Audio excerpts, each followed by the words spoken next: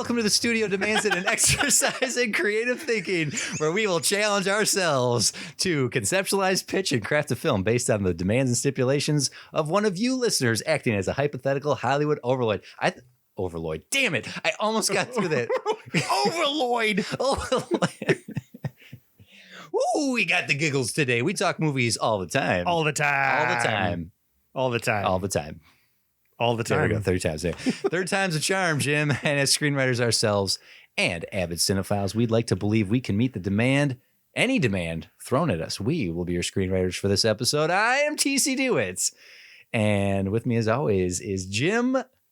Third time's a charm, Burzelic. Sounds good. Yeah. There we go. Third time's a charm. I was going to go with TC Deja Vu DeWitt. I feel like we've done this before. Oh man, I said it before on recording. Happy Death Day is one of my favorite. For those of you who might just like randomly select episodes to listen to, go listen to the first 10 minutes of Happy Death Day. I feel good about it. It's good. But third time's a charm. Sometimes third time is not the charm because how many trilogies just fall on their faces on the third movie. Why can't trilogies stick?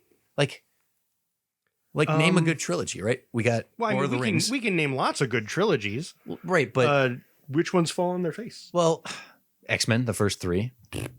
Yes. Yeah. Do I have to look? Batman, the first. Batman Forever, Batman and Robin. Yeah. I mean, you forgot Batman Returns in there. Sorry. That's a quadology. Oh God, yeah, yeah. Terminator. I'm sorry. So it falls on its face on Forever, right? Right. Yeah. Terminator, Aliens. Yeah. Yeah. Predator. I no. Rewind. I will stand guard over Alien 3. Alien 3. Actually, based on the poster, it's Alien to the Third Power. So Alien Cubed. Who's the? Yeah. It's the stick in the landing on the third, or really like just. There's so many, just taking like the first three of something. I'm actually having a hard time thinking of examples right now, but like, well, I mean, I listed Terminator and Alien and, we live in such a franchise era now where movies go to their 8th, 9th movie. Right. Yeah. So then it's like, right. Like it's Friday the 13th or like Nightmare on Elm Street. They never did that. What? Kept going. Yeah, I'm being sarcastic. You are being sarcastic. Yeah. Hellraiser, that never got more than Cube 3. Yeah. From Dusk Till Dawn 3. It's just Tremors 3. The longevity of a franchise is hit or miss, right? You can have your Toy Story 3. Mm-hmm. Oh man, they're gonna make a Toy Story 4. Is that going to be any good? Actually, yeah. Toy Story 4 ended up being quite good. It's hard to expect anything less from Pixar than at least a little bit of a sniffle of sadness, if not a full ball. They're going to grab you by the emotions. Shake you around. They're going to hit you, but they'll shake the hell out of you. Yeah, but really it's more about, and this does go in today's episode, which Jim, actually, you have the information today. I do. There's no surprises here, but this goes into the conversation of coming back for a sequel well after the fact. Right. Independence Day. Yeah. Of many of like, it's coming back so far. Rambo, like you can have something like Creed, which is a sequel, like relaunch well after the last one that succeeded for like, it was great. Mm-hmm. But there's the fear of what's Indiana Jones. Well, Indiana Jones 4 was like way past its expiry date. It really was. And now we're getting a fifth one, hopefully, to recover from the 4. And The Matrix, which is what we're talking about today. It is. Yep. So I'll just go right into get right up in there. Right all up in here to talk about The Matrix. So yeah, we actually I skipped over. You amazing listeners have given us demands from literally all over the world. All over the world. These demands come to us at studiodemandsit.com or at Twitter at studiodemandsit. You can send us any demand you like, and we will make something right here right here on the spot. Right all up on here on the spot. Thanks to everyone who keeps submitting. But the demand for today is The Matrix, which we've had for a while because I see the subject come in and I'll file it away. But we never, I don't know. I brought it up as a possibility last season just floated to see what your interest about it. And you said, nah, I don't think I have anything to say about The Matrix. But now... So I don't have much to say about The Matrix because I feel like 2 and 3 should have gone a different direction. I didn't... And like that seems to be, from the conversations I've had with the other people in the fan base, you're in one of two camps. You either love what they did or you think it should have been a Matrix within a Matrix within a Matrix. Right. And I'm of the second camp. So any pitch just would have been like, yeah, we just do that. Matrix in a Matrix. Yeah. Well, and obviously we would discuss the plot points as to what do you do with what it? happens. And that gives you a setting at the very least. Well, we have two demands here. One of them, it comes from Robert at Leather Daddy Studios. Ooh. Yeah. Father of leather. Father of leather. Robert says, I'd like to see another version of Matrix 2 and 3. They crammed down your throat first-year philosophy student dialogue that was so dull, and there was so much of it, while the action and visuals were still awesome. But they always felt like cash grabs done without the original creative team who just couldn't get it right. It's hard to believe it's the same directors. I demand a different 2 and 3. Alternatively, we have a demand from 6 from Vanilla Bean Brownie Studios, who says, if you get to this before Matrix 4 comes out, cool. If you see if you can make predictions that come true like you did for the Terminator. I just wanted to pat ourselves on the back. That's why I left that in. If it's after you've seen Matrix 4 and you think you could have done better, if you have a better notion of how that movie could have been done, the studio demands that you craft a better Matrix 4 that brings in Keanu and, well, no one else unless it's necessary. Well done, 6. What is the Matrix over 2 decades since the first one? Reload and Revolutions are canon. Animatrix is 2. What is the Matrix 4? You have to experience creating it for yourself. So thank you, 6, for that. And thank you, Robert, for your demand of a different 2 or 3. So now I ask you, Jim, though you knew we were going to do Matrix today, we have 2 ways to go here. We do. The studio's asking us to either travel back in time to redo the sequels, or the sequels remain canon and we get to do a 4. Where do you want to go with this? Both. Well, we can start. Okay, I'm willing to do that. I'm willing to start with looking back at Reloaded and Revolutions. Okay. So I feel like this episode is going to be a little bit review heavy. I know we don't normally tend to do that. Yeah, but so my reaction to 2, when I walked out of the theater, my immediate reaction was, well, the quality of that movie is going to entirely depend on the third one. Absolutely. Yeah. 100% feel the same way. That's exactly how I felt when I walked out as well. Taking it as its own, which is very hard because so much of it depends on where it's going with the third one, but taking it on its own, at least 20 years later, what I remember is it did have a lot of cool action. That and honestly, it might just be the highway scene alone that makes it worth the entrance. Right. Not the Burly Brawl? The Burly Brawl. That's what it's called. When all the Agent Smiths attack. Oh no, I hated that. Other people liked it. The only other fight that I thought was any good was the foyer fight. The stairway fight. The foyer fight, however you want to pronounce that word.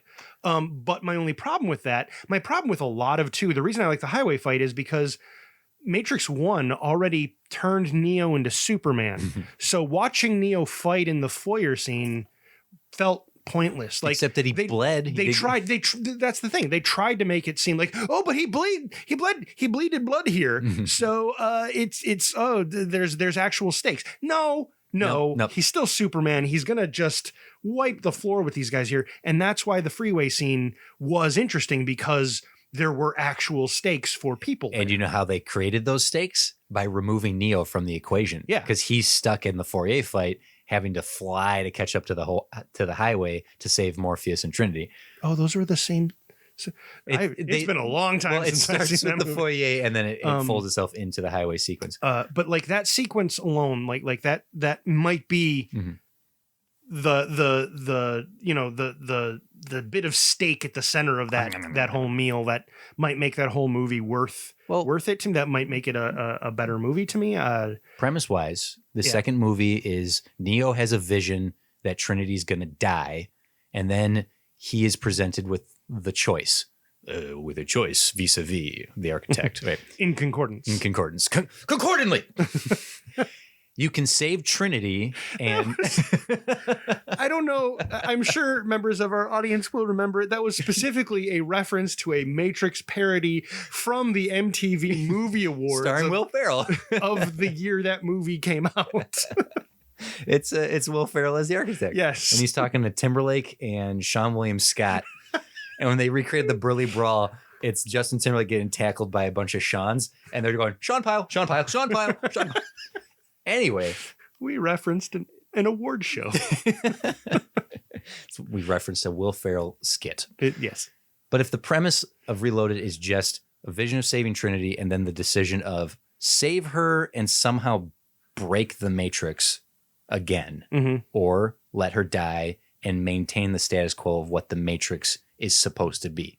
Like that's the premise of the second movie. Because it does stand more or less on its own because it ultimately concludes that dilemma of I had visions of Trinity dying and then I choose to save her in the end. What are the repercussions of that? Now we're going to find out. So the second movie, different than something like Dune or the Desolation of Smaug, which is we're just cutting to black without concluding anything. Just come back in a year for the next thing. Yeah. Right? Reloaded does tell a story. Does tell a full story. And then Revolutions concludes the trilogy that we didn't ask for. Right. So if 2 works, if there's anything from 3 that maintains, do you want to keep that general premise of the architect and the one has existed 7 or 8 times? Right, like because then we can, like, if that's the demand is to maintain that, we can do that. Or just clean slate it. What do you follow up the 1999 The Matrix with? So the one person I've had a deep enough conversation about with how I think The Matrix should have gone did bring up a good point.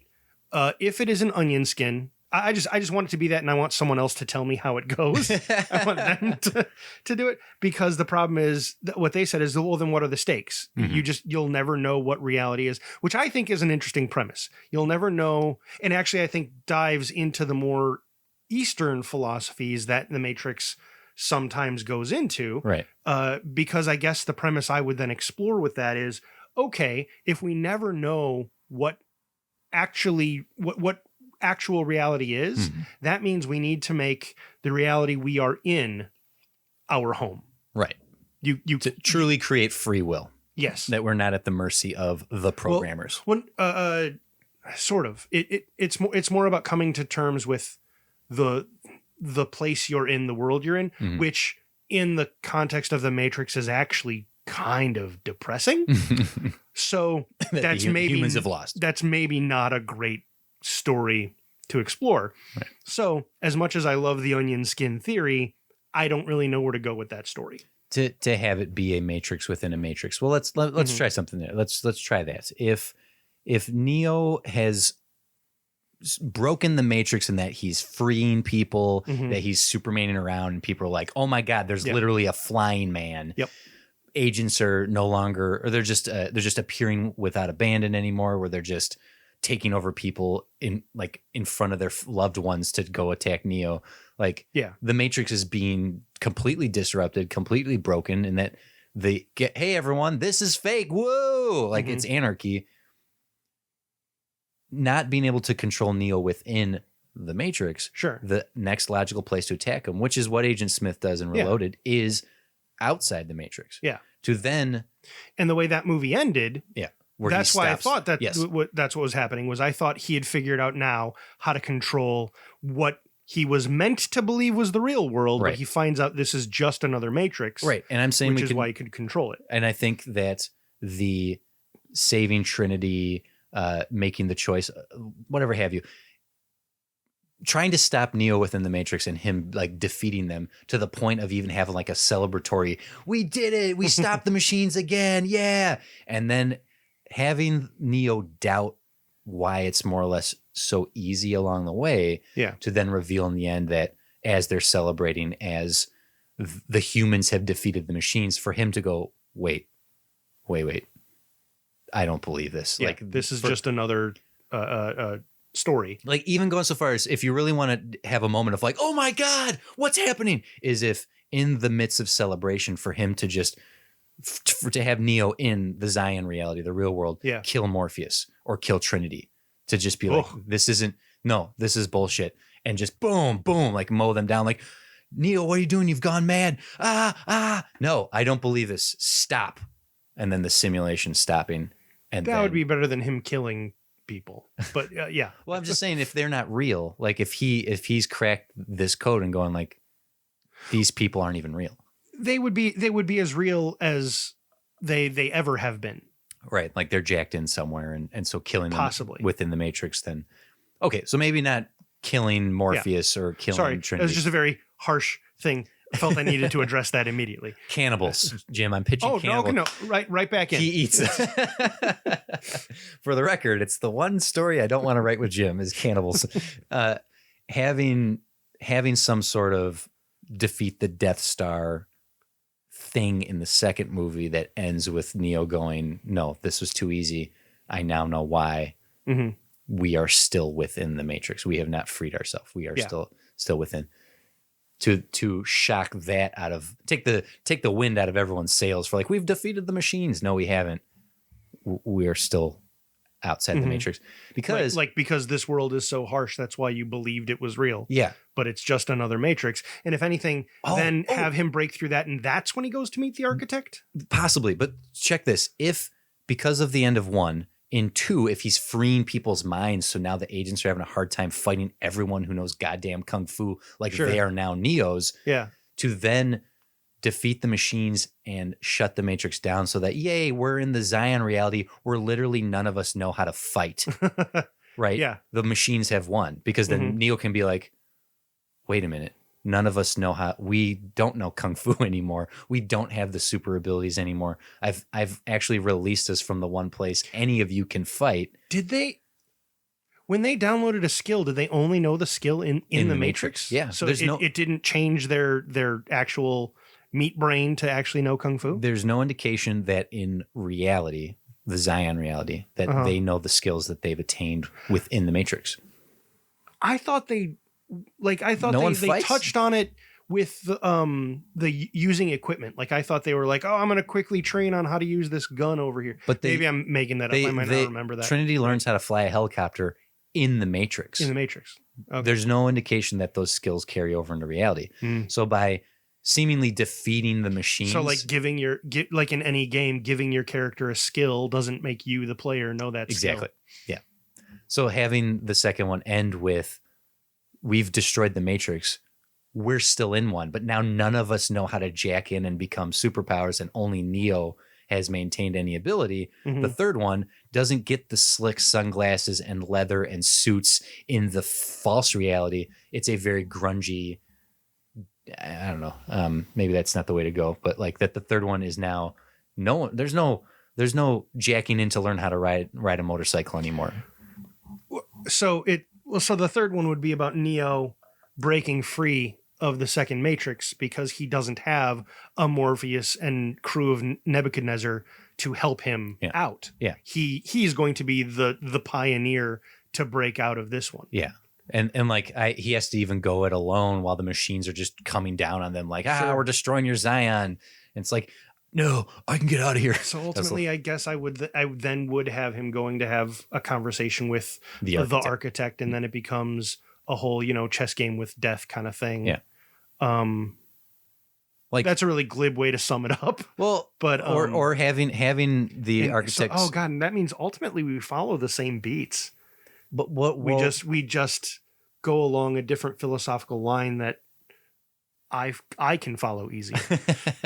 Because not necessarily, because if he confronts like maybe the first act of the third movie is finding the architect, confronting him, and defeating him, only to be rebooted into having to find him again, and then being rebooted and having to find him again. Like that. There's almost like the third movie is almost like a super serious cyberpunk Groundhog's Day.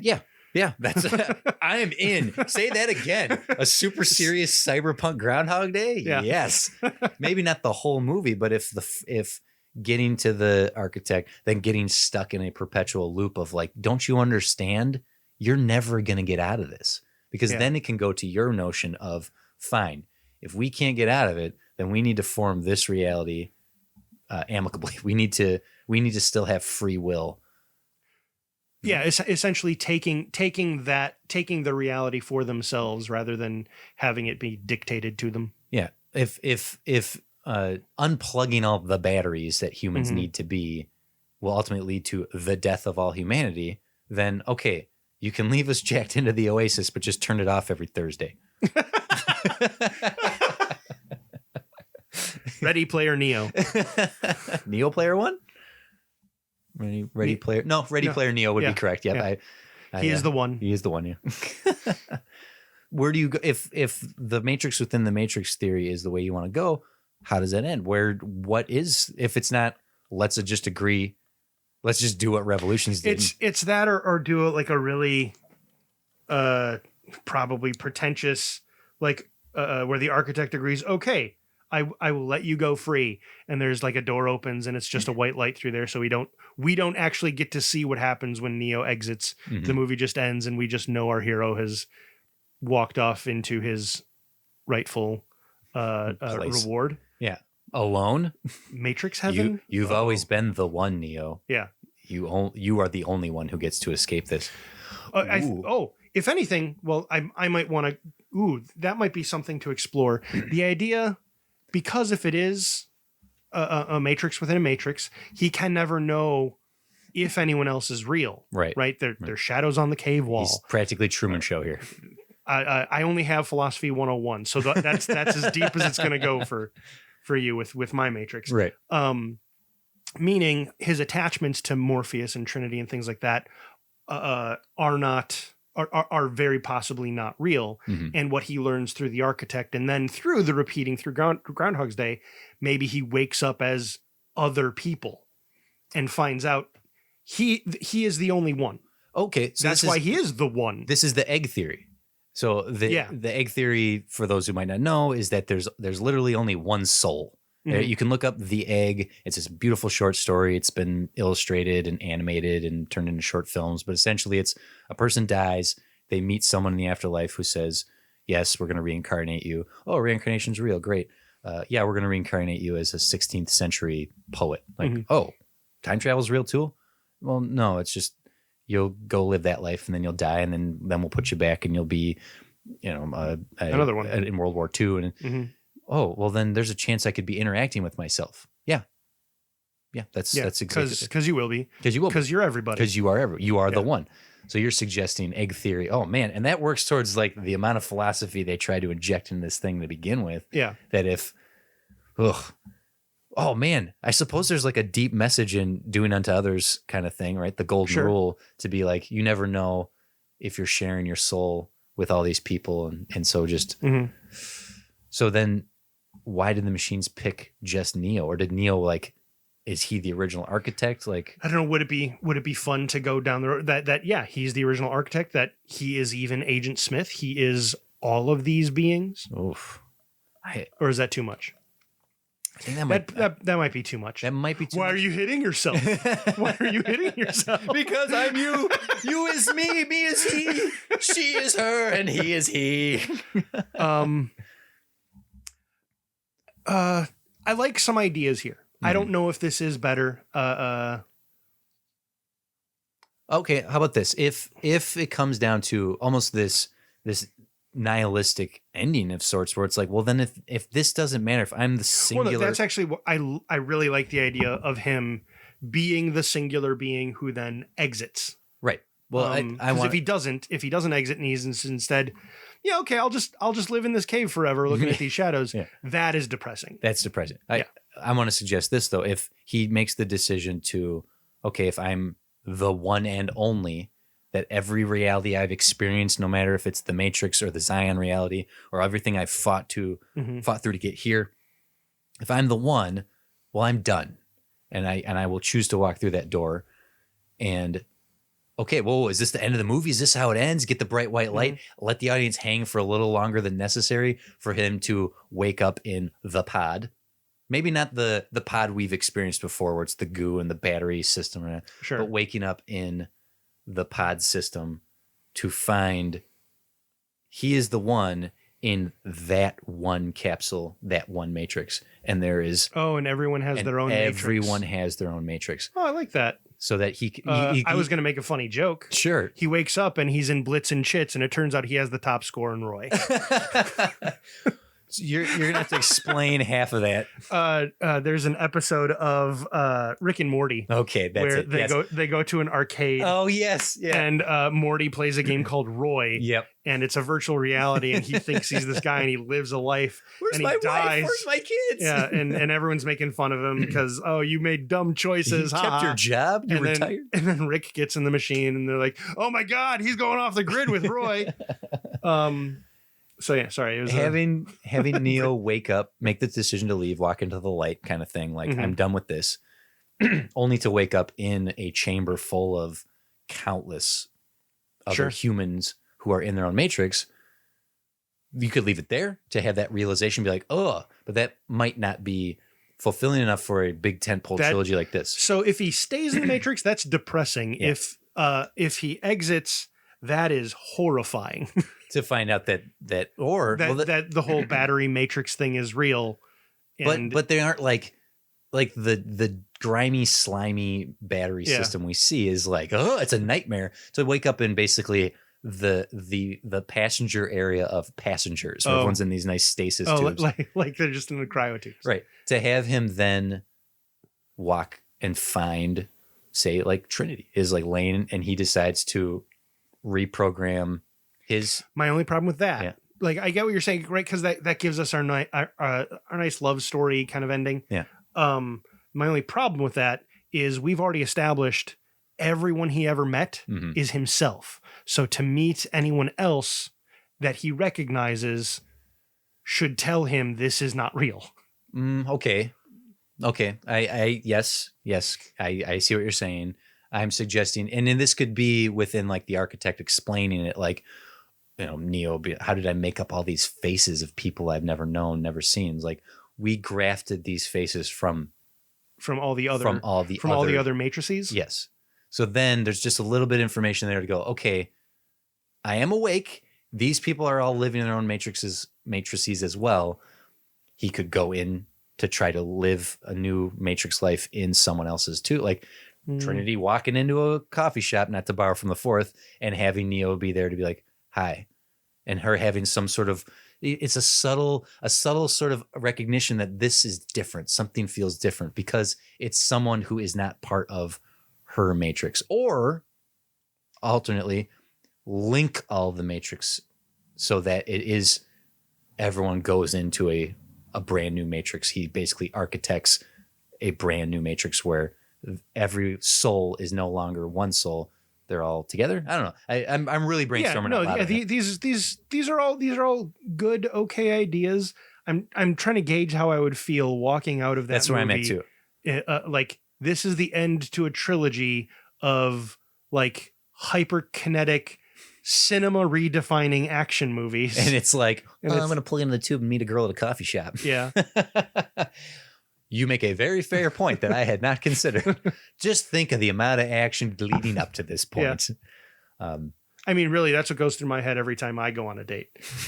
I imagine a whole new world where I have to destroy everything just to get to the coffee shop. You're right. Because this is at its core an action series, to have it end with such a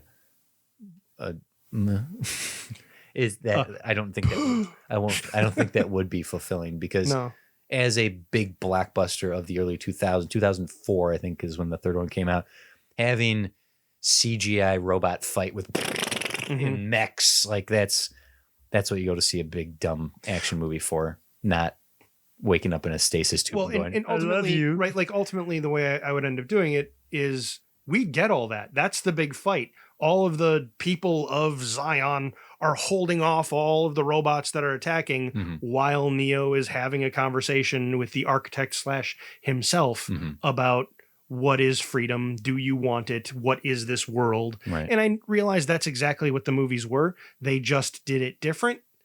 Like I don't crap, can I not fix the Matrix?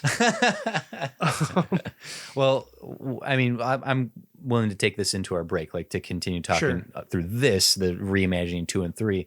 We'll take our break and then we'll come back and redo 4. Okay. So you can keep spitballing here. Yeah. Because you do bring up a point of, can you fix, aren't we just finding our way to do the exact same thing? We're reinventing the mousetrap. We're just finding a different path to the same. Wheel? What's the phrase? Yeah. We're inventing the wheel. Is that the phrase? Yeah, don't reinvent the wheel. Reinvent the mousetrap? No, that's a different phrase. It's the build a better mousetrap. There you go. You mixed idioms. I did. Yeah. That's okay. That's what we get. Maybe your matrix is broken. It is. But yeah, are we crafting a different path to the same place? Right? Because Revolutions ends with them, the machines agreeing, fine, we won't destroy Zion. We're just going to reboot the Matrix, and everyone who's inside stays inside. And anyone who's offered the chance to leave can leave if they want. Programs included. Fine. We've come to that agreement. Right? Because that's basically how Revolutions ends, is just like, okay, the Zion War is over, but the Matrix still exists. We've just rebooted it to erase all the damage that was done by Neo. And the Matrix goes on, new version 2. Or version 7 or whatever they're at.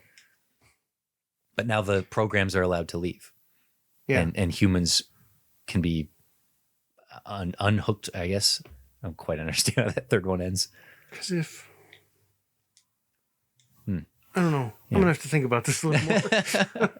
Well, basically, you said it right up front. You said up front that if 3 had been better, then 2 would have been better. Like 2 would have been, yeah. 2 what happened in 2 would have been cool. Yeah. So let's specifically look at 3. All right. Okay. What is it about 3 that didn't land for you? What is it that, to a lot of people who watched Revolutions, were like, well, this doesn't satisfy nearly as much as the 1999 original did? Well, the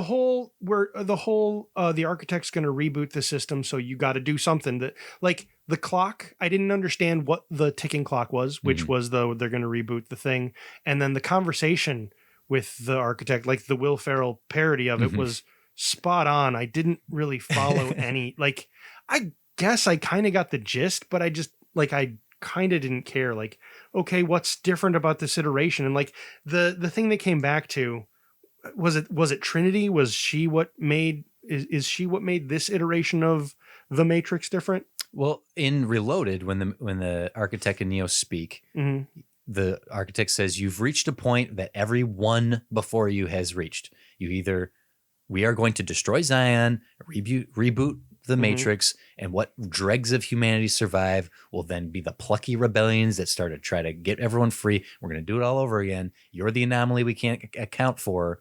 So if you go save Trinity, you're sort of breaking the deal here, and we're going to have to destroy all of humanity. Because we need you as the variable we can't account for to agree to reboot the Matrix. I think. Why would he ever agree to that in any iteration? All the ones before him did. No, we saw on the screen, like there was the one that was giving him the finger. Those on the screen, I think that's a misinterpretation. What we're seeing on the screen is the architect has already calculated every reaction that Neo could have. And that's what we're seeing on the screen, is all the calculated reactions. I guess I didn't understand those movies. Because then what ended up happening was I just tried reducing it to, okay, let's just watch some cool action scenes. Right. And like the robot fighting machines to fight off the alien waves, like the literal waves of aliens. Means nothing. I thought they looked dumb. Yeah. It's everything happening in Zion, the Zion fight, means so very little. I don't care, because I don't care about the characters. I understand what's at risk, but I'm more interested in watching the individuals we've seen up to this point, like Morpheus, like Trinity, like Neo. fighting for humanity, fighting for the win here against the robots. I don't care about Spoon Kid and like, Neo, remember me? I'm from the Animatrix. Like, no, I don't. Spoon Kid. Actually, don't think he's Spoon Kid. Don't correct me on that. I understand Spoon Kid is a different kid than the little rat boy who gets in the mech and saves the day in the end. But I don't care about Link's wife. Wasn't his name Mouse? No, Mouse was from the first one. And he died. Yeah. He died, yeah. The first one did a better job introducing us to 6 or 7 people that matter. Yeah. At least their deaths matter. Like Cypher as a villain is a cool, like Agent Smith is obviously the antagonist, but having the Judas in Cypher is great in the first one. Just a tighter movie. Would there be a way, because when so 2 escalate, because we never see Zion in the first one. Correct. It's talked about, but we don't see it. And all we see is the Nebuchadnezzar and like the areas they fly around. Right. That's actually a really smart way to do that. Do you think maybe the mistake is going to Zion and building the stakes like that? Like, what if we just hung out more in the Matrix and talked about getting humans out of the Matrix, and they're going to Zion, they're getting away. We're not dealing with the robots trying to go and find where they're getting away. They're getting away because they're out. Right. And so in 2, we jump forward some time and the world is becoming more and more empty, and thus the agents are like it's I don't know, does that, yeah, I see what you're saying. Does that make sense? They're freeing too many people essentially from the Matrix. Well, so things are getting desperate in the Matrix. So we keep it in the Matrix and we tell ourselves, we tell a Superman story. Yeah. And so we can bring in like the ghost twin assassins. Ghosts, we can bring in other like powered agents. With even Agent Smith as the leader of them, basically trying to take down viruses. They're viruses. Yeah. Yeah. Or well, actually, from the Matrix perspective, they're security systems, and Neo is the virus. I really, what I'm doing, I'm trying to, without saying it, I'm trying to say, what if we tell a Superman story? Yeah. Neo is Superman flying around, beating up people, whereas now agents are showing up with crazy powers and trying to basically wrangle and keep imprisoned the fewer and fewer humans. I like this because I think we can build off this. If the second movie is about Neo being Superman and super agents showing up to stop him and humanity getting freed more and more and more, and like they're doing like whole cloth, like whole towers are getting freed, right? That the humans in the Matrix, the batteries are running low, like right?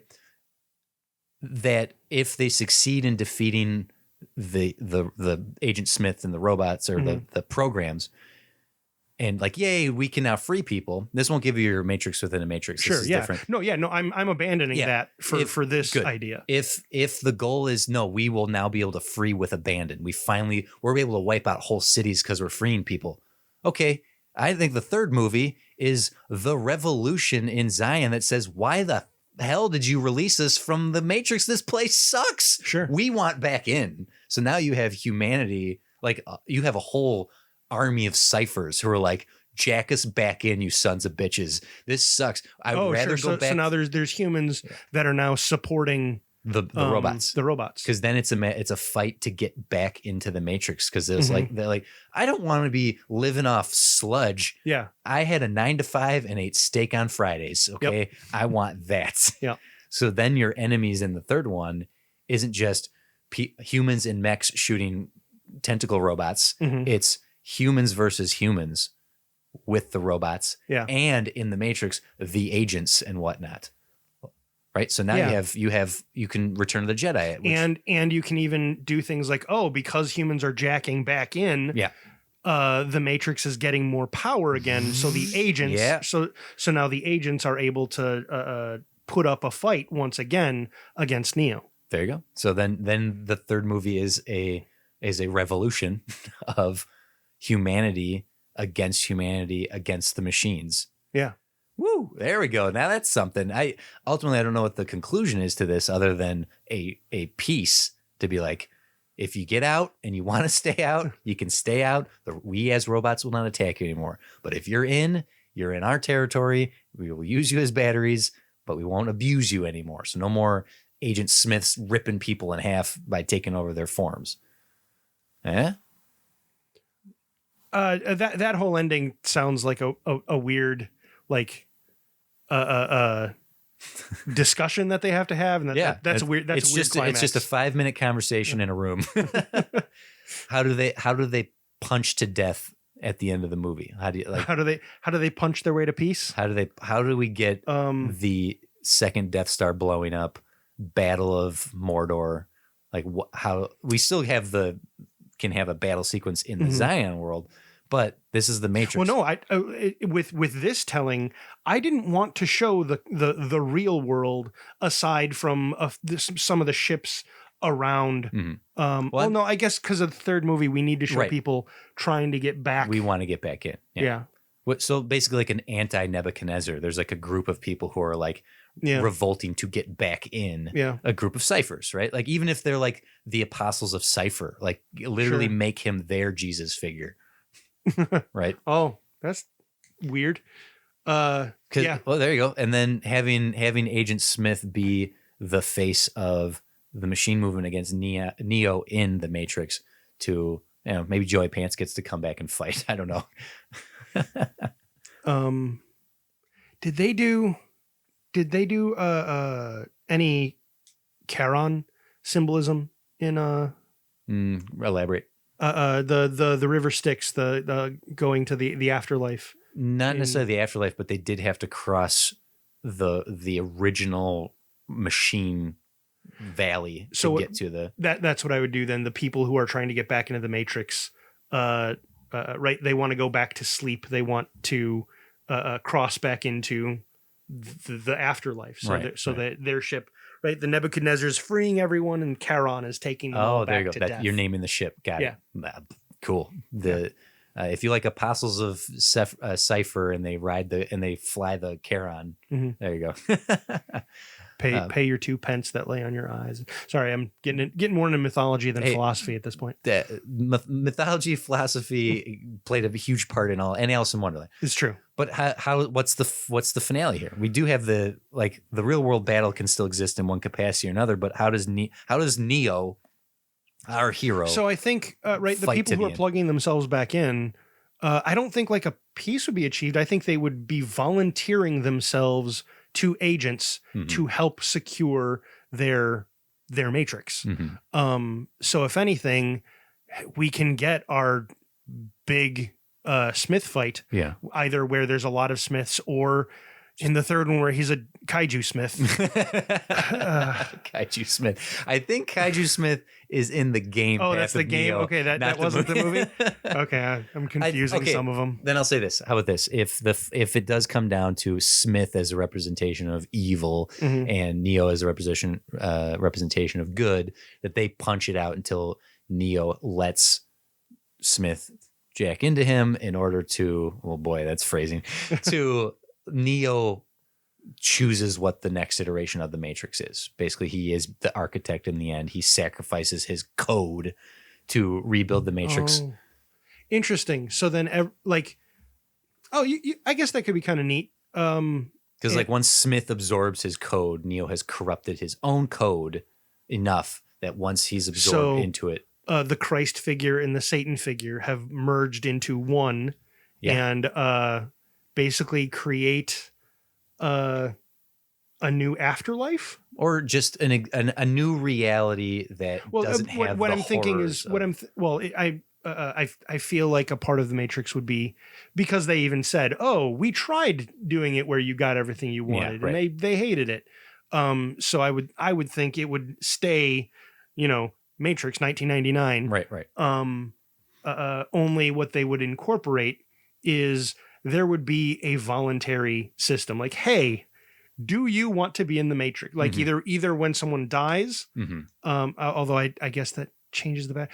I think I would want to try to figure out a whole sort of dying for their sins kind of thing, which they did do in 3, and I did not care for it. In this one, it would be Neo and Smith, by joining, are going to basically purge themselves from the system. Right.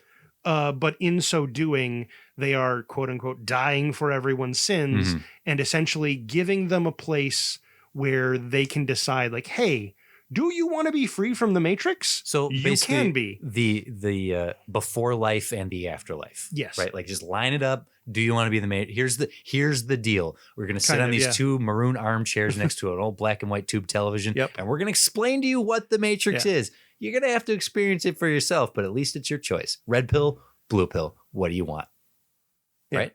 Something like that. Yeah. Yeah. And then I think that ultimately gets to a conclusion of satisfactory conclusion. Based on how the copper tops work, that doesn't really work for a before or after, because you literally go from being a fetus in the juice to being an old person who dies in the juice and is then recycled. So if anything, it would be you get to live through to the middle of your life, and then someone sits you down. And if you take the blue pill, you forget. Yeah. And you just go, basically everyone gets a red pill, blue pill moment. Yes. Is that satisfying? I think, I don't know. Well, therein lies the whole conversation from the very first Matrix. Would you take the red pill or the blue pill? So everyone gets the choice now. And everyone gets a choice. And then it's a conversation. You're walking out of the theater and go, I don't think I could red pill it. So when we do show Zion, it can't look like a weird trash pile. Well, the thing is, it looked like a weird trash cave with like cool sci-fi. Like there were reasons that people would be like, that looks like a cool sci-fi I want to live in because I know it's the truth and I wear rags and I go to a weird cave rave. Yeah, cave rave. I feel like it would need to be established that no, it sucks. We don't have things like penicillin. Yeah, the Earth was destroyed hundreds of years ago. Okay. Yeah, we got you did that, humanity. Yeah. We're trying our best here. We have a replicator that makes really crappy bread. Makes crap bread. Crap bread. Love me some crap bread. All right, that's not the best way to showcase the world's the worst, but I think you hopefully understand the direction I'm trying to go with. It's Mad Max in caves, and that's not ideal. But there are people who are going to prefer that ability to truly have free will, and they're allowed to have it. Yeah. There you go. Cool. There we go. Matrix 2 and 3. I think I think so. Yeah. All right. Well, let's take a break here, and then we'll come back and redo 4. How's that sound? Sounds great. It won't be a sequel to what we just did. No, that's fine. We will do the demand of 6. That was the person who submitted it. That it will be what would we have done with 4 if everything else had We're going to talk about resurrections. That's right.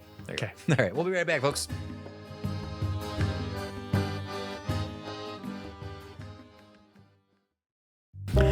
Hey, this is Jordan Johnson. And I'm Max Olmstead. And we're at the Top Hat Balloon Show here. Yeah, so it's a sketch comedy show and it's a complete secret to everyone. Yeah, it's a super secret. It comes out weekly, but only you can know about it. Yes, you're one of the special few who we're telling about it. Yeah, so make sure you go to YouTube, iTunes, or our website, tophatballoonshow.com. Yeah, and watch our videos and subscribe, but don't tell anyone. Well, tell some people. Maybe tell some people. Maybe a few folks. Maybe only tell, each of you only tell 20 people each. Yes. Then it'll still be small and cool, but... Yeah, but it's a secret, okay? Yeah. It's a secret. Keep that in mind. The secret Top Hat Balloon Show, okay? Goodbye. Hi, I'm Ryan. And I'm Mike. And we are brothers-in-law. We both love beer and are amateur home brewers. Wait, so does that make us... brothers-in-law? I believe so. Every episode, we will talk about aspects of beer and home brewing. But nothing super technical because we're learning this too. So join us as we sit down together and dive into something beer related. Whether it's a little field research, tasting a certain beer style, or beers from a specific brewery. Talk about our experiences brewing beer at home, including our own solo brews, as well as themed competitions we'll set up along the way. We will also talk about some of our favorite aspects of brewing, like hops, extra ingredients, building our brew cave, and more. And of course, our own misadventures that have happened along the way. So, if you like beer, are home brewing already, or if you have an interest in home brewing and don't know where to start, join us on Brothers-in-Law Podcast on Apple Podcasts, Spotify, Google, YouTube, or wherever you listen to podcasts. And make sure to follow us on Twitter at Brewers-in-Law and check out our website, brewersinlaw.com. Cheers. Cheers.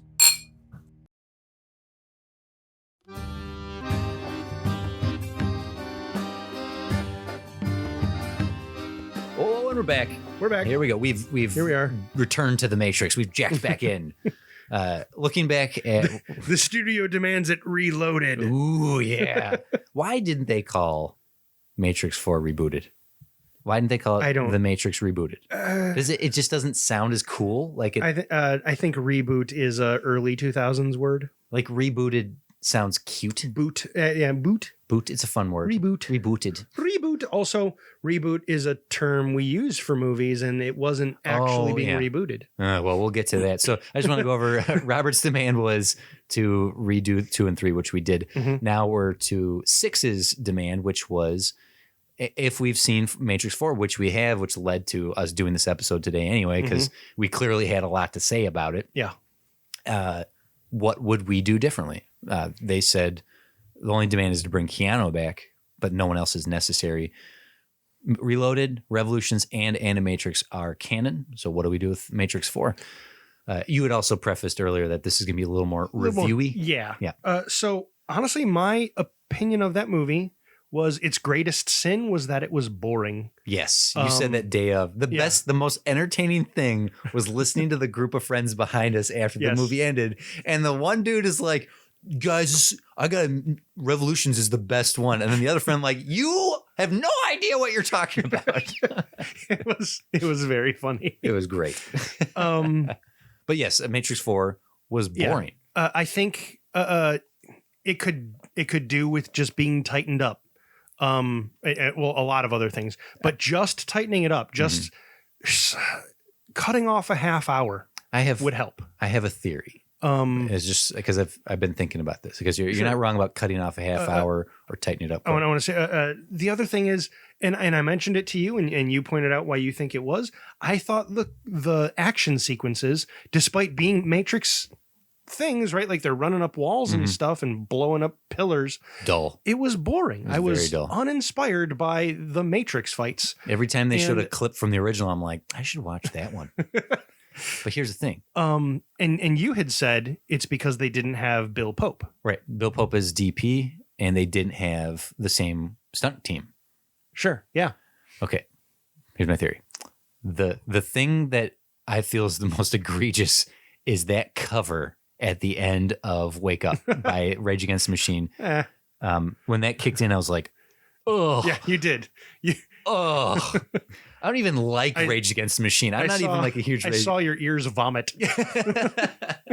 Here's the thing.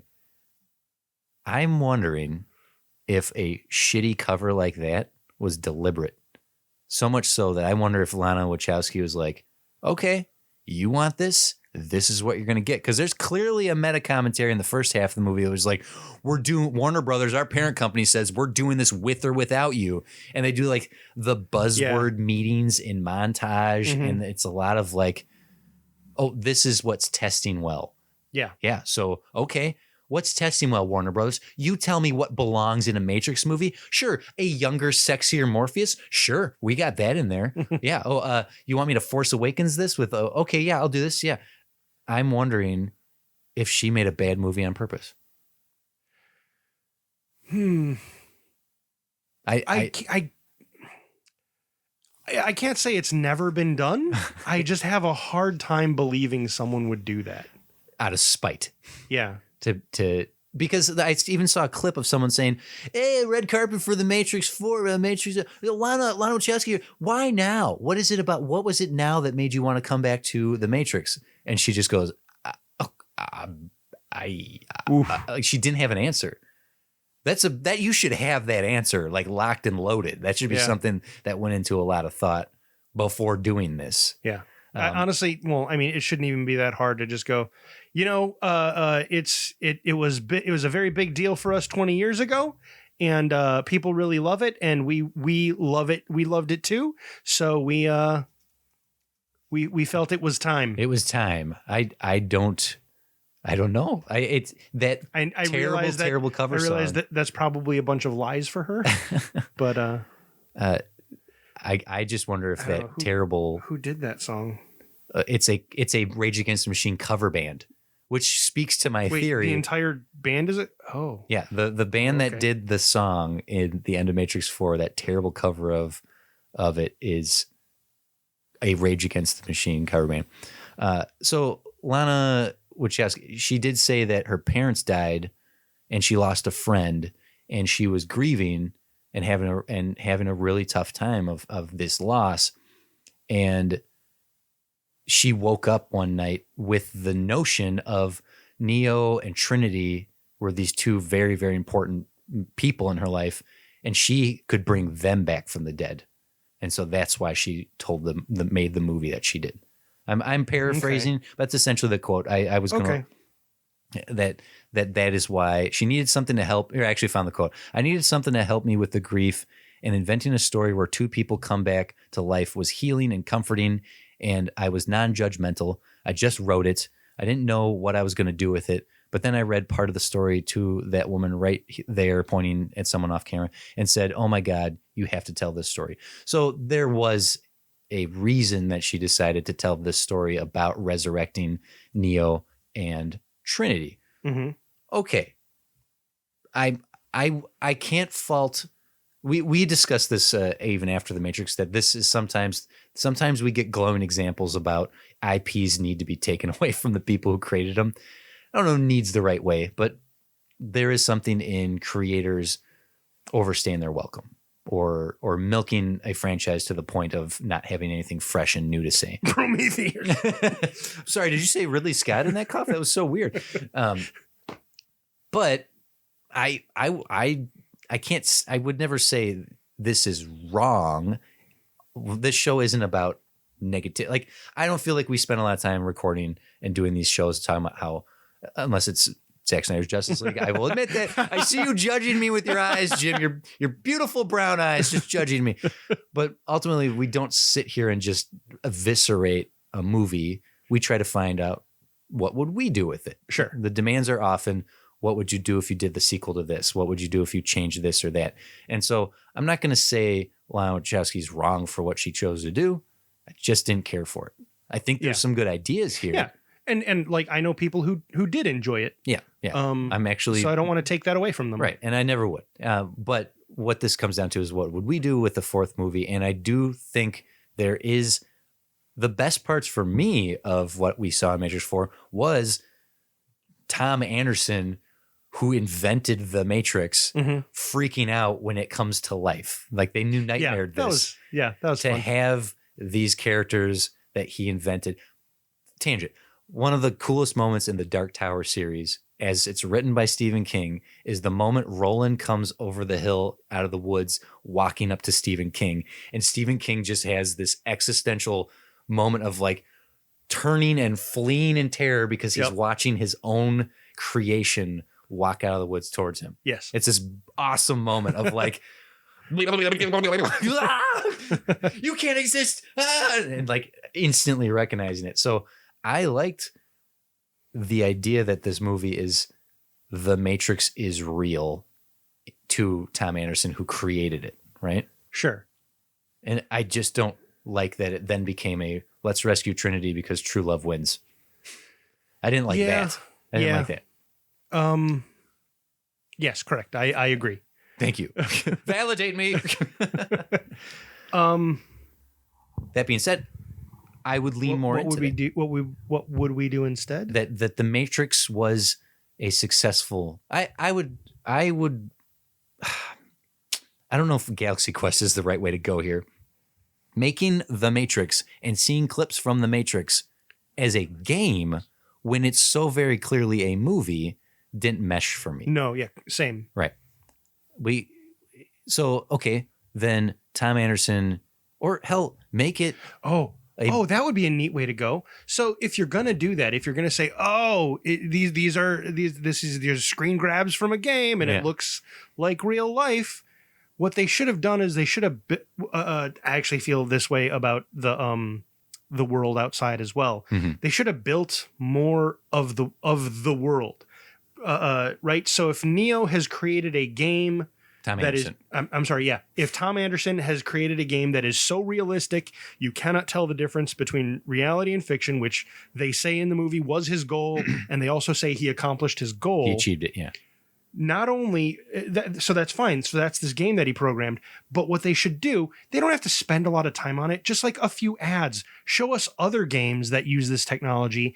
That like, oh, here's this other game that lets you be a crazy superhero. Make a couple cheeky references to other movies or something. Other Warner Brothers property. You could be Harry Potter. You could be Batman. Yeah, things like that.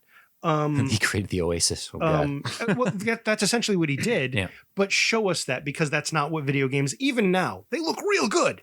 They don't look like that yet. And you can actually do extra things with that, because now the people that are caught in this matrix, because it's not just a jail for Tom Anderson.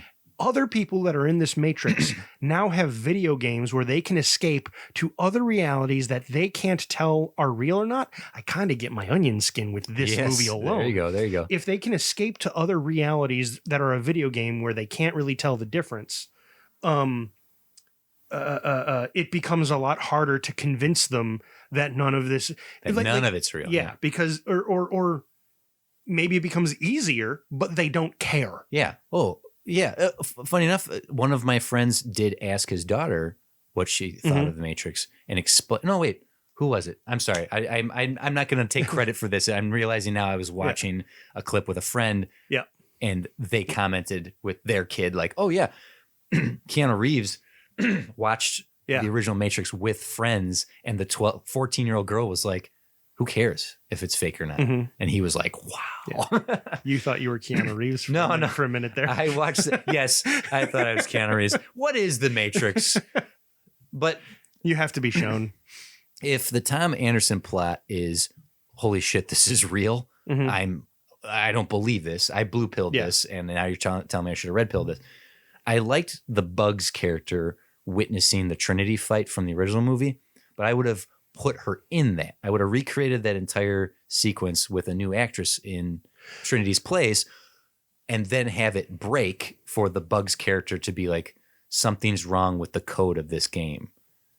And she is the link between the breaking of the Matrix and Tom Anderson, and she essentially becomes the Morpheus. So, saying it was a mod. Yeah.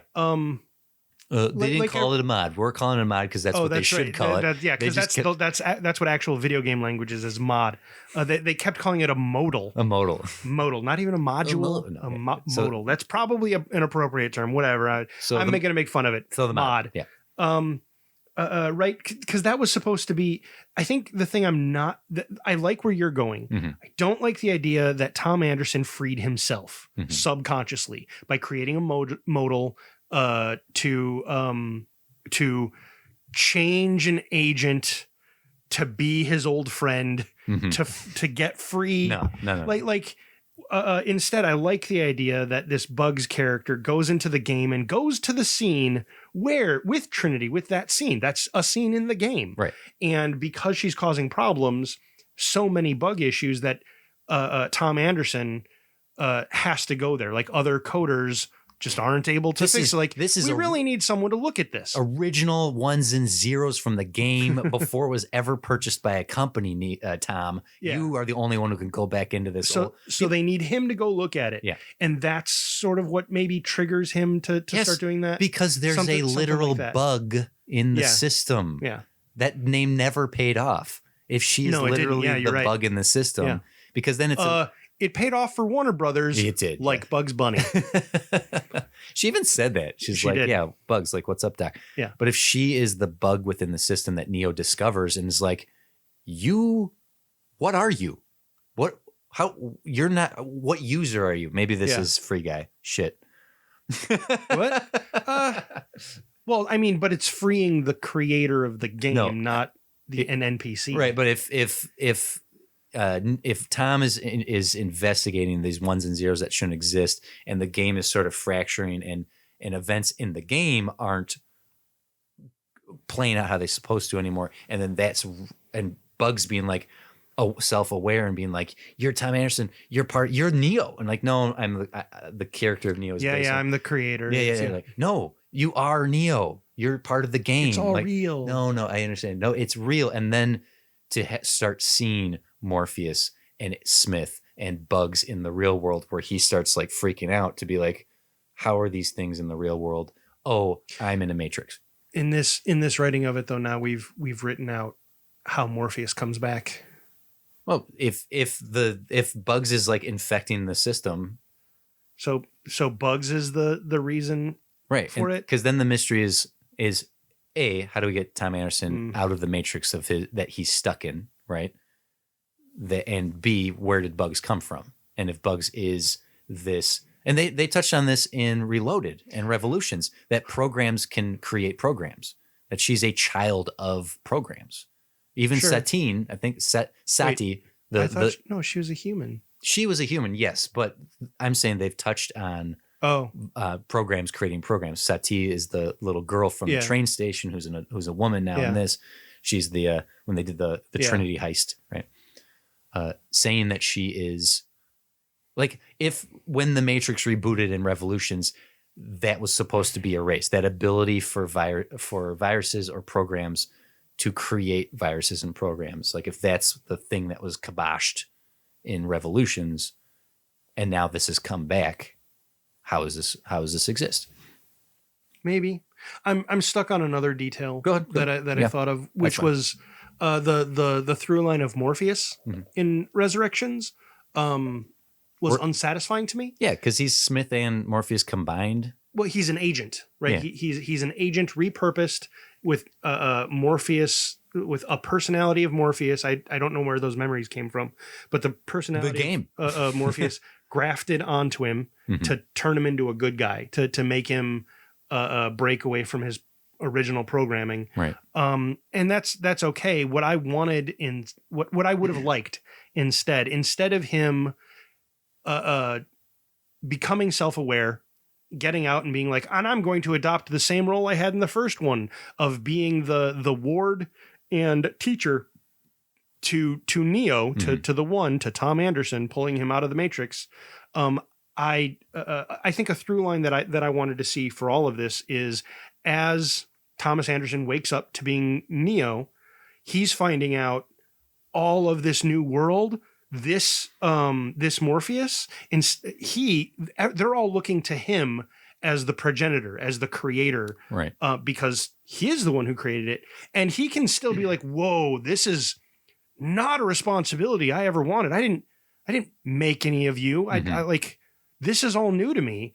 No, Tom, you did do all of this. This is all real.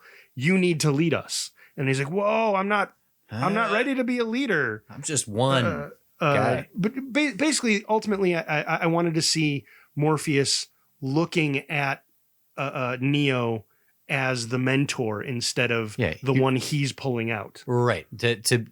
I'm young Morpheus. You are my superior. I am your inferior. You have literally created me. Yeah. You are God. Yeah, you tell me what to do. So like the whole dojo scene where he's all like, "I'm going to wake you up," and they fight until Thomas Anderson actually hits back.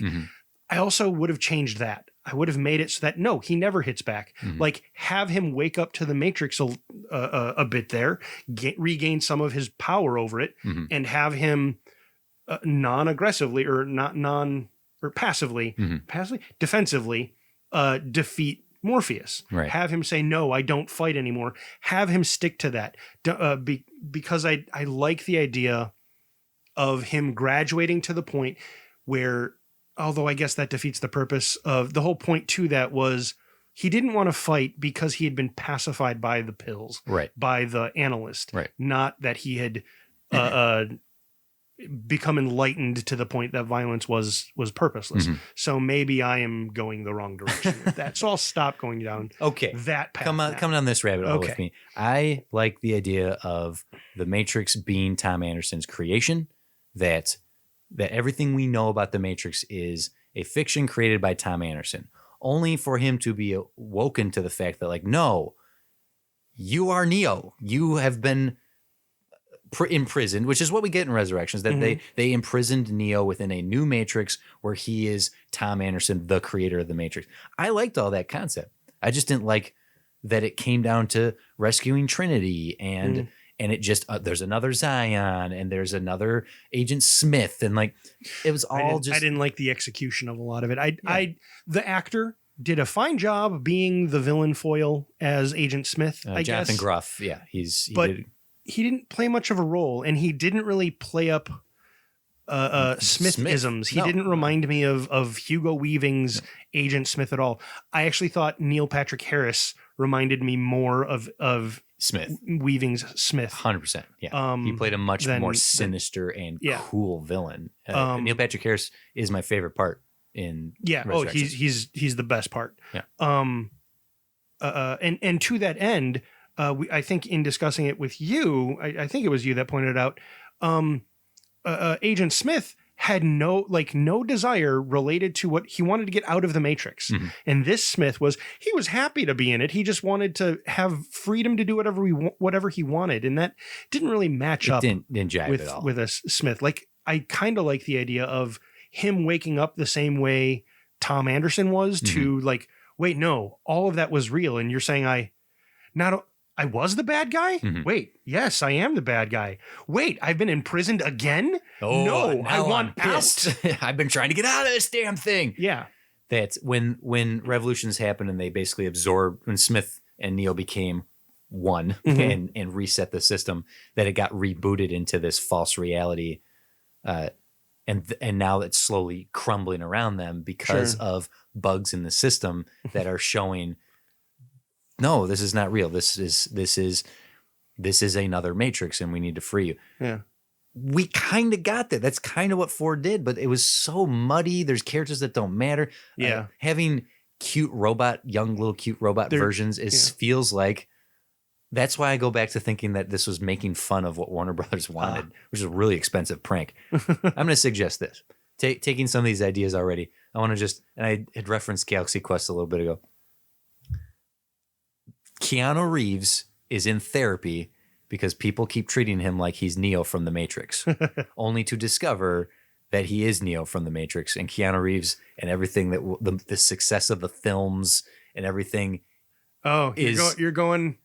Okay. That the outermost, like the Matrix within the Matrix, it's this reality. So you're going full metal. You're going full Lana Wachowski's New Nightmare. Yes, I'm going all in that the Matrix was, or if not Keanu Reeves grappling with the fact that the Matrix is real and he is Neo and Keanu Reeves is a false identity, right? That was built by the computers. That I would do essentially what appears to be a biopic of the Wachowskis making the Matrix, only to be told, no, you're not making up this cool philosophy-filled fantasy action. This is real. You've tapped into the reality. Those could be fun. I think the people who were really looking forward to a new Matrix would be peeved, very upset. Okay, so back up to the Neo we got, Matrix 4. The Tom Anderson we meet, who is the guy who created the Matrix. He's in a Matrix. Yeah, he is. Okay, and he needs to be freed from that. Yeah, cool. Like, so that's the baseline of what the movie is. Really, most of what we got, it's all fine conceptually. It just execution. A lot of execution problems. Like, and not even screenwriting execution. It's like, just have better fight choreography, for crying out loud. 99's Matrix is one of the most revolutionary action movies of all time. Don't bore me with shaky cam, close cut, choppy action sequences. Unless again, it was all a joke. What is this? Born Identity 2? Paul Greengrass. So what did you like seeing Niobe, that it's been 60 years, that the machines literally a bunch of that. Like they played around with some of the things, right? Like they advanced some of the tech, like they could essentially use mirrors to teleport around inside the Matrix instead and stuff. of phones. Yeah. But my big one is 60 years went by. You're telling me that they didn't work on tech to safely disengage from the Matrix, or like be able to take a hit without it hurting them in real life? Right. People are still getting like beat an up emergency release so that they don't die. Nope. It's the same. It's the same but different. That's Yeah. what Warner Brothers asked for. Yep. So like that's where I immediately went, like, to 60 years should have involved certain advances like that. I think you pointed out it kind of sucked that they seemed to give up the entire notion of freeing people from the Matrix. I mean, I suppose what that comes down to is, yeah, our superhero Neo is gone, so we're just going to go back to defending ourselves and letting the robots do what they want. That ends up being really depressing and undermining Trinity and Neo's sacrifice in the original trilogy. Also, I find it weird that they're so hellbent on rescuing Neo and Trinity when even in the story they say, oh no, you have died several times and we've remade you. And we've done this several times. Yeah. The best, I had a friend point out, well, really most of the plot comes down to what his understanding of it was, and I missed it if it's the case. The reason that this is happening, the reason it's so important to recapture this Neo and stuff is because the analyst is not the one who controls things. There are suits above him. And he is basically trying to cover up a mess because this is sort of his last chance as well. Yes. So I missed all that. Yeah. Because you were ready for this movie to be over 45 minutes before it was over. It really was. Yeah, it's in the final confrontation before the motorcycle drone zombie thing. That needed to come we need to know right away what the villain stakes are. Oh, yeah. We can't know that late. What has happened? What did I watch? Yeah, no, that's we need to know that early on, because then we need to know what the villain stakes are and why he is behaving the way he is. Yeah, we didn't need anything with Zion. We didn't need to see Niobe. We didn't need to know. What we got of the human world for Neo to show up and we go, guess what? Zion's gone. This is Io, and you're locked in your room. Now you're free from your room now, and now go save Trinity. It's It really was that fast. There's the 30 minutes you can cut right there. Yeah. You know, it's funny. Okay. So Zion was the original, and now Io is the new place, right? It's the middle part. They cut off the Z in the end. So it's like, that's more proof that this is all a joke. That Lana Wachowski's like, oh, you want the gooey center of the Matrix, and you don't want the things supporting it from either side that made the movie so good in the first place. Sure, I'm literally going to drop off all that stuff and give you the cushy middle. Zion, Io, what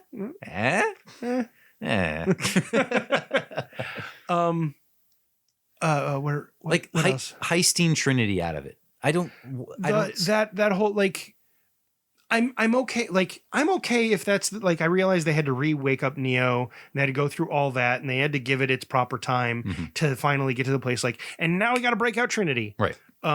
Cause I feel like that was the story they really wanted to tell, but they needed to do all of this other stuff to get there. Actually, my entire reaction to the movie is, this should have either been made by the guy who made the John Wick series. So the action would have been good. Because the action would have been good and the movie would have been tighter and it would have moved faster. Or it should have been elaborated into 10 hours and put on something like HBO or Amazon or something like that. They've set up enough now where they could just do a Matrix HBO series. Yeah.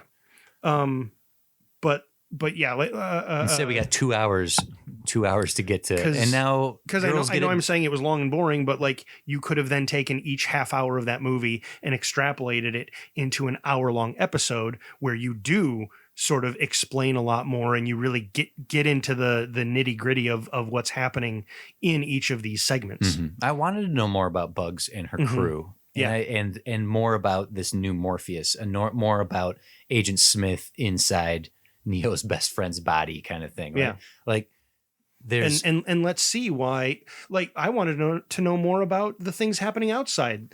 So there's different matrices, and there was a robot war. They don't agree with each other. Yeah. There's basically robot nations, and the humans watch a war happen. But then what that also means is, okay, so is Io really just another hidden city? Got it. Yes. Or because the thing that occurred to me is like, well, essentially the robots are letting the humans live. They're essentially on a preserve. They're on a reservation. They're on a game preserve. Is what they. Well, yeah. I actually even more of a game preserve because literally they use humans as batteries. So I imagine every once in a while, we need some more. Let's go scoop up some humans. Okay. I'm gonna borrow and like any of that would that would actually be a great reason why Niobe would want them to not. Like, get Neo out of here. I don't want him here. This is the best we're going to get in a world full of robots. And they don't like him. If he's here, they're coming for us. So take a ship and get the hell out of here. Things like that, like that would make more sense to me than the whole, oh, glad you're here. Glad you're not. Yes. Or I'm mad you're here. I want to throw something out there. Because everything you're saying is, I feel like this is really more of just a review. And you've spun off an idea for me, though. Okay. I'm going to borrow from what we had suggested for 2 and 3. Okay. Getting Neo free, right? Mm-hmm. Welcome to the real world. Getting him out, waking up Tom Anderson. You're not the guy who created the game. The game is real. You're in a Matrix now. Getting him out, getting him to Io to explain, after you broke the Matrix, there was a little robot civil war. There are multiple, like, the robots' nations don't agree anymore. Mm-hmm. They all have their own battery stations. Mm-hmm. It doesn't have to be 60 years. It could be 5 years. Like that. It doesn't. It didn't need to be 60 years. Right? Well, the 60 years created the mystery of why do you look the same? Because they have rebuilt them. They've rebuilt them several times, which become I don't know. Well, it's so weird. Just grow a new. Yeah. Just grow a new Neo and Trinity. I want to let them go. I want to come back to how they came back and your heavy sigh, because I'm suggesting we bust Neo out of this Matrix. Yeah. And Trinity is in another Matrix. So they have to jack into a different Matrix to find out where the tower is in order to find her to then heist her out. Okay. So then if Tiffany exists in Neo's Matrix and he thinks, well, if I'm Neo, then she's Trinity. Like, no, she's not. You are perceiving what this Matrix has designed for you to placate you. Yeah. Well, then Trinity's dead. Yes, she died. No. So now it's a question. If this is all about getting Neo and Trinity back together, I'm breaking this thing into 3 parts. 1 is Tom Anderson being woken up to the fact that the Matrix within the Matrix that he's in. 2, we find out about the robot civil war and our new heist, which is go get Tiffany, go get Trinity from her Matrix to bust her out. But you need an overarching villain, which is your analyst character, who his Matrix is broken. There's gonna be another. So he's trying to steal a Neo and Trinity from someone else? Possibly. If Neo was cloned and recreated to basically hold the system in place because he's the variable they need, then clone the shit out of them. There's tons of Neos. There's tons of Trinities. That was actually a thought I had, is why wouldn't there be lots of them? Yeah. If they can rebuild them, then why wouldn't they just clone them and then drop him into dozens of matrices? So one of the central elements is that Neo and Trinity need to be together. They can't separate them into different towers. And if they could, strangely, they're more interested in Neo than Trinity. What it is Trinity activates whatever makes Neo the one. Right. That's what she did in the first one by kissing him and saying, I love you. Yeah.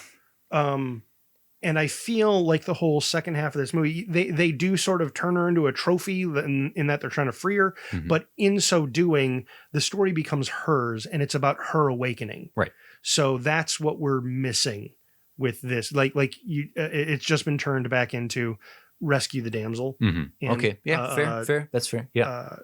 So it's somehow got to be about her awakening, I feel, was the point of what the Wachowskis were trying to do in this one. Girls get it done.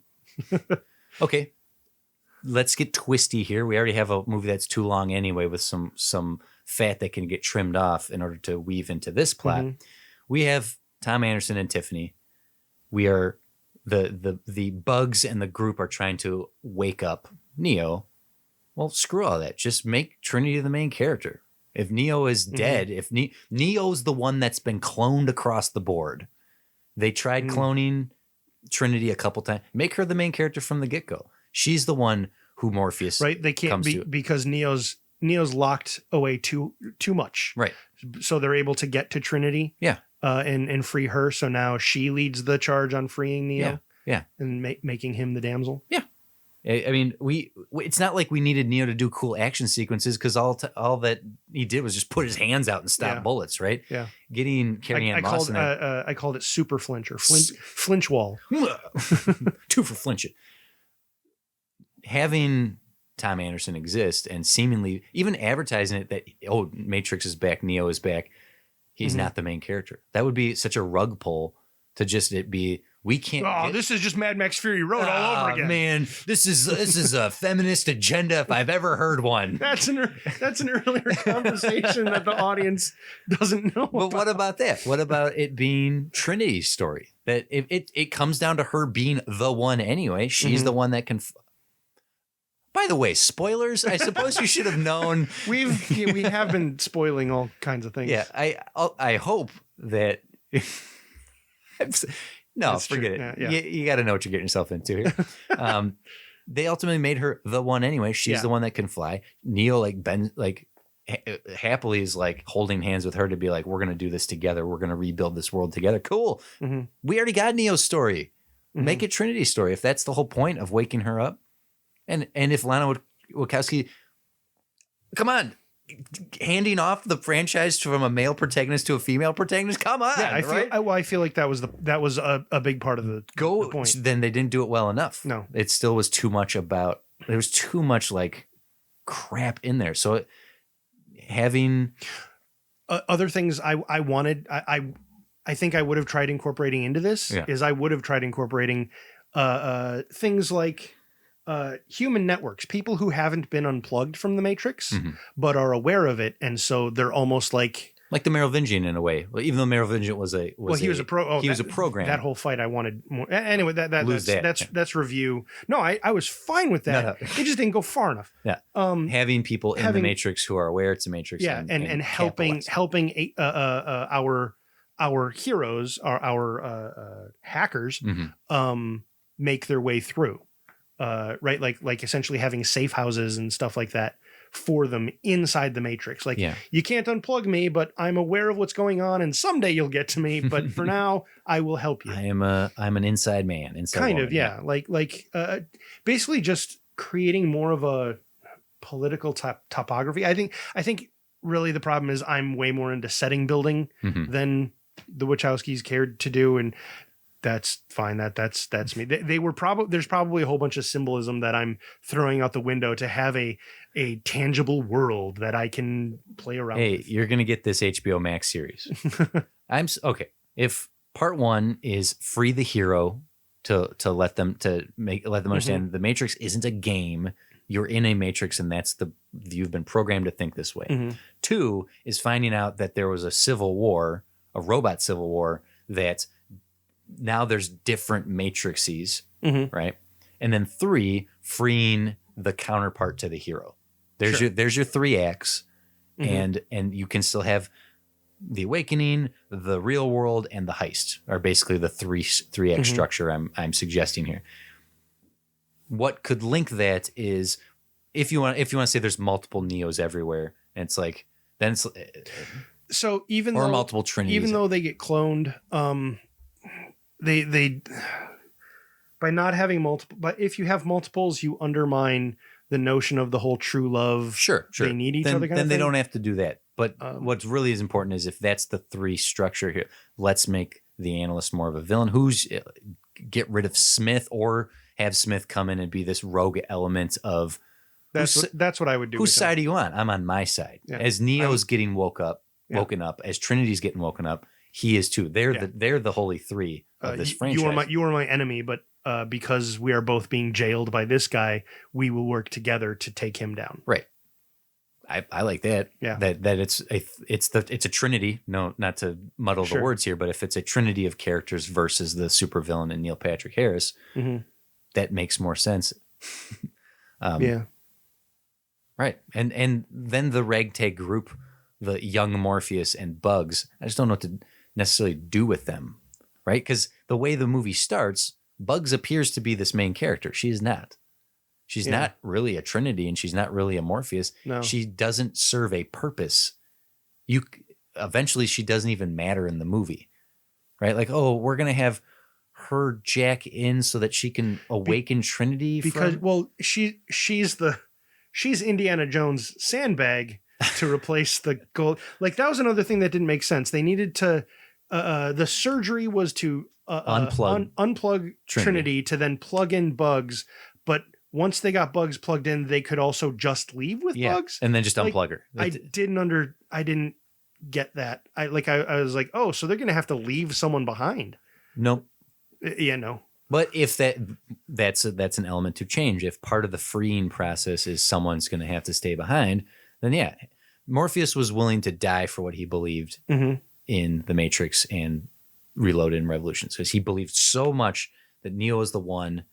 And poor Morpheus. Do you think he ever found out that this was like Matrix number 7, and he's like his entire belief structure is built on a lie? Like, oh no, sorry to crush this for you.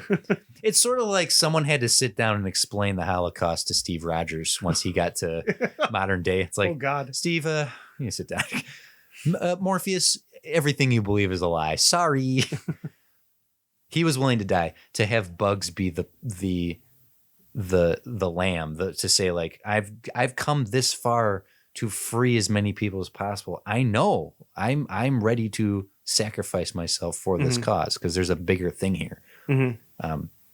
But wherein lies the problem is, how does freeing the Matrix or anyone in the Matrix help the humans in Io? That in Reloaded and Revolutions, there is a little bit of sense to that the architect says, we're going to kill everyone in Zion because they're getting a little too much freeing is happening, and we're just going to reboot like we always do. That there's nothing in Io that matters. Well, it's a bunch of humans that are hiding out and surviving, and they don't want the robots to come for them again, which is why Niobe is like, no, don't go out again, because you're gonna have a Zion 2, and we don't want that. You know what would help Niobe? Don't have ships that can literally fly and jack into the Matrix. If you want humanity to survive, stop jacking into the Matrix. You've literally captained ships for people to go screw around in the place you don't want to tip off you exist, right? Yeah. And then they had them all go to the same place, and driving cars and shooting guns solved the problem. Maybe it's just that it was shot poorly. See, I don't know. Yes, this is we're spending more time criticizing what exists, and I'm trying to. I know. I'm sorry. No, that's fine. And that scene was dumb. I'm trying to offer rewrite solutions here in order to fix it, and having the 3 acts works if they are tight. If the dominoes fall as well as they do in The Matrix, the first one, you have a good movie here. Conceptually, Neo waking up in a reality where he created the Matrix, to be woken up from that, great. A robot civil war where the machines don't agree with each other, great. Well, that's on you only. That's just backstory. Are you saying we see that? No, I'm not necessarily suggesting we see it, but that in going to the real world, the Io world or the Zion world, to show that, okay, this is what's going on out here. There are machines that don't get along. There's machines working with humans. That's good information. That does not give us anything for our third act. So getting to the real world and find out that the machines don't get along, that's why I'm suggesting multiple Matrix, multiple collections of machines, multiple civilizations of machines that they need to infiltrate in order to defeat bad guy X. Right? If the analyst has... If it comes down to, you want a Matrix, fine, we get to be the architects of the Matrix. It's got to be Neo again, right? So if defeating the analyst, he's basically like you said, he made a mistake in his program and he's trying to cover it up from his bosses. Is that element worth it? I don't think so. I think that.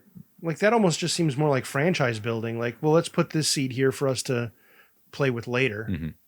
So that comes to the question of what this movie gave us, and what I think we need to rewrite is, what are the stakes? What does it matter to free Neo? What does it matter to free Trinity.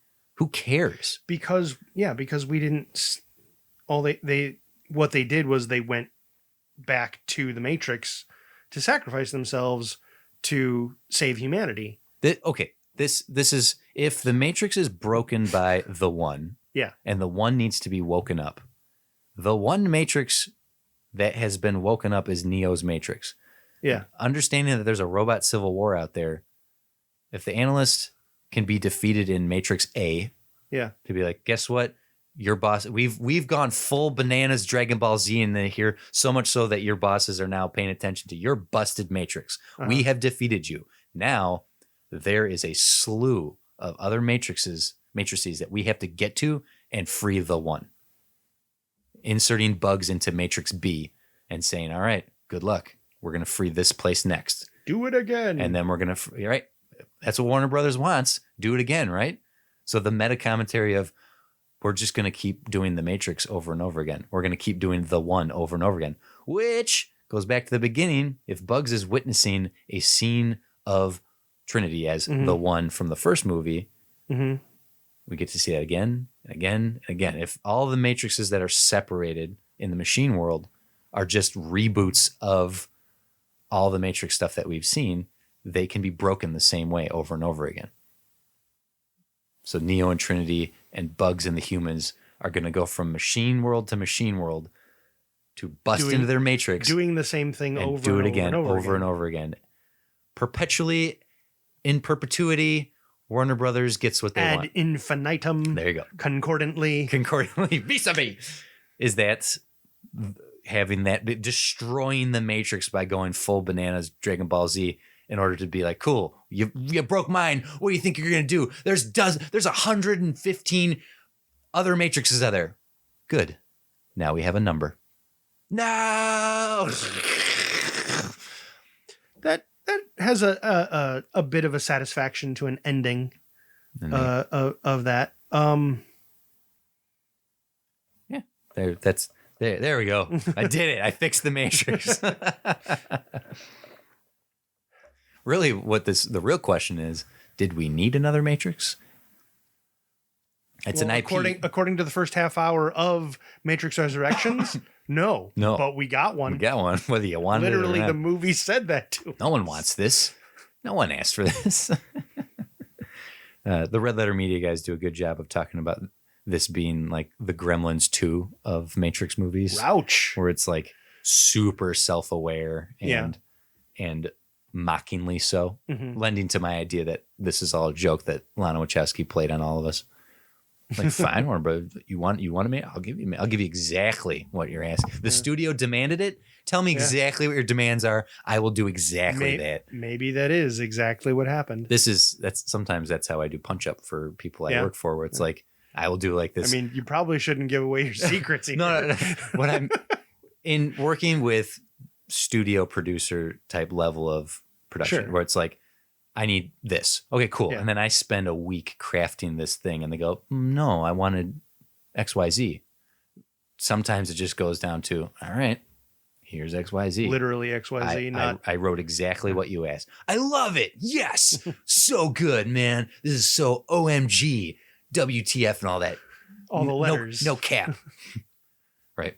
And then Warner Brothers gets exactly what they want. So if destroying Matrix A, destroying the analyst in this Matrix, understanding because of the second act of Real World, there are other matrices out there, and then our heroes going, okay, well, let's go do this again.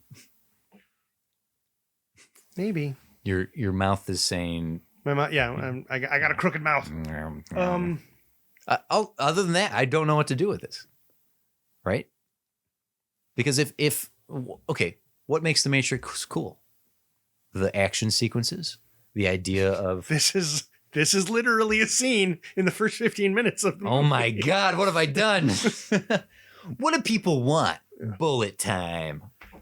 That conversation happened. People sat in a room and said, "This is what the Matrix is." They did, and then they wrote it down and they made that. And they made the dialogue in the script. Yeah.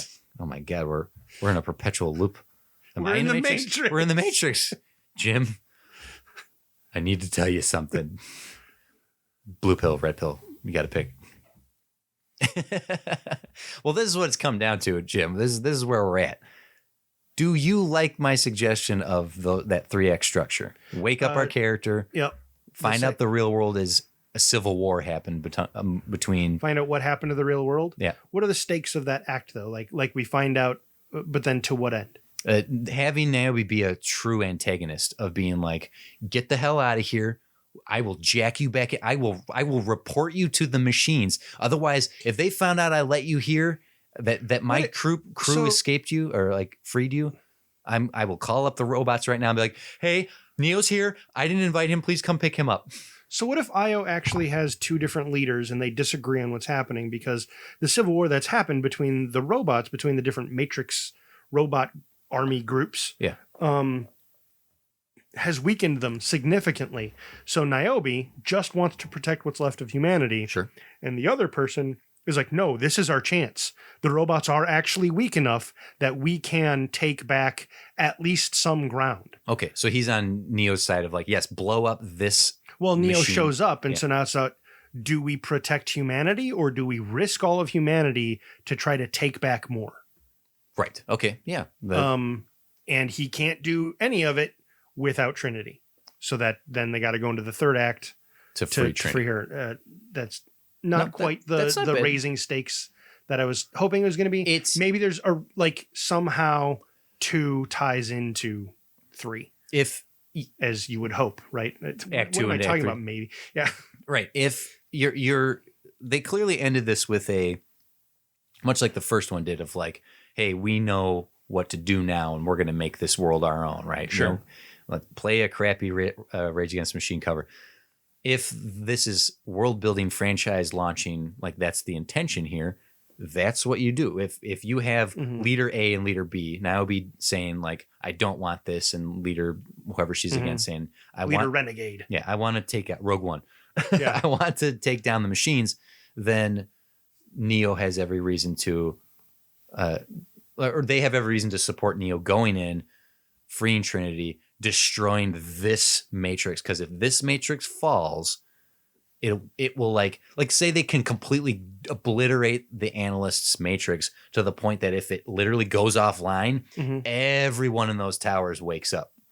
Right, like the whole battery in that city wakes up. What if we also do a thing like something has happened in Neo where he doesn't have his powers, he can't get his powers, but when he actually is able to make contact with Trinity, like a Shazam lightning bolt, he is able to. So like there's a point in the rescuing of him where he does make contact with her, and that's actually sort of how he escapes, and that's when the analyst immediately goes into lockdown around Trinity. Right.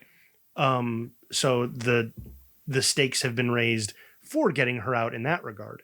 Getting the support of the rebellion, which they kind of did. No, that's okay. Yeah. But having the rebellious leader support this so that they can destroy the Matrix, only with the understanding that once that's shut down, all those people are free. Those batteries are offline. Those are humans that we can rescue. You then need to go into the next machine city and do it again. So you have your conclusion, your big finale, destroy the Matrix, big boss battle, everything's set, and then they get to go into... I just did the thing I didn't mean to do, which is Lois Lane giving Superman his powers, and when Lois Lane should be getting the powers. She can still get them. Awakening Trinity within the Matrix in order for her to fight with Neo and the two of them to kick the shit out of the analyst together. Like they do, but just set it up so that's not like there's no use in maintaining Tom Anderson's Matrix. Destroy that shit, and we've set up enough world building for them to go, and we're gonna go do this again, because then you can end the movie with the opening scene of the Matrix again, and having like Trinity at the computer only to turn around and older Trinity to stop the agents and be like, Sure. Yeah, that might work. Okay, we're gonna talk ourselves into circles. We are. I'm sorry, I'm not more like on board. Like, I think this works. Sure. Let's let what was 6? 6 was the one who asked. 6. You tell us. You tell us 6. Actually, let's wrap it up here. Let's have the fans, the listeners, I should say, tell us how we did here. This was a tough one, and this was interesting because we did do two demands. Like the more I think about it, like it was super cool to see Neo have to go through a very meta. Oh, the Matrix was a game, and thus it wasn't your real. Like that was all cool. But the more I think about it, it would be kind of neat because they went and made Trinity Tiffany, who is she's a mom, right? She's a mom in a marriage.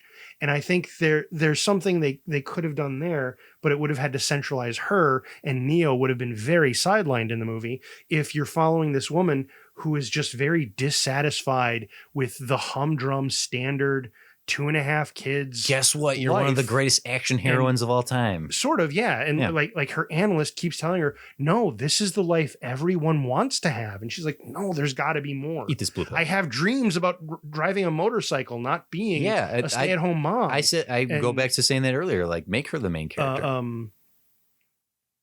I think that could be cool. I don't know if that meets the demands. I don't know if that's what people want. I don't know if people were like, "Oh man, I sure want a movie about Trinity," because they centered Neo, because that's right. That I don't know. I'm more interested. I always wanted to take Ripley out of Aliens too. So maybe I don't know what I want. I would have loved. I suggested it. I stand by it. I think it would be interesting to unlock Trinity. Hell, even going so far as, since this movie seemed intent on flashing back to the original stuff anyway, having Tiffany experiencing the Trinity stuff and seeing glimpses of her original awakening. Because Trinity, we meet her, she's already been freed from the Matrix, but she was once a part of the Matrix. Yeah, that's true.